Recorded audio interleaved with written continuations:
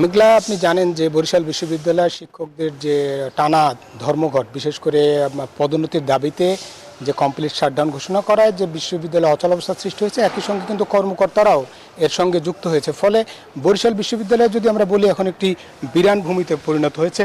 আমরা গতকালকেও যেমনটা দেখেছি যে শিক্ষক শূন্য, শিক্ষার্থী শূন্য, কর্মকর্তা কর্মচারী শূন্য। ফলে কেবল অবকাঠামো ছাড়া আর কিছুই এখন কিন্তু এই মুহূর্তে দেখা নেই।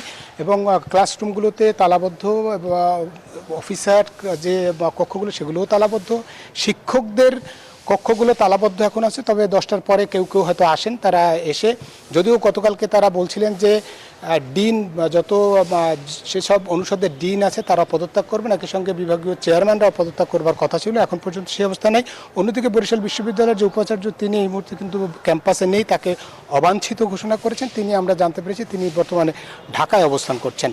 সব মিলে বলি, যদি অচল অবস্থা চরম আকার ধারণ করেছে এবং শিক্ষার্থীরা বলছে যে বারবার আন্দোলনের ফলে যে শিক্ষা কার্যক্রম ব্যাহত হচ্ছে এবং সেশন জটে পড়ছেন শিক্ষার্থীরা। ফলে বরিশাল বিশ্ববিদ্যালয়ের এই অচল অবস্থার কারণে বিভিন্ন সময় কিন্তু আমরা দেখেছি যে পরপর 3 উপাচার্যের যে উত্থান পতন হয়েছে এবং এখনকার যে উপাচার্য তার বিরুদ্ধেও কিন্তু একইভাবে আন্দোলন শুরু হয়েছে। এই ছিল বরিশাল থেকে আমার কাছে বরিশাল বিশ্ববিদ্যালয়ের যে অচল অবস্থার সবশেষ তথ্য।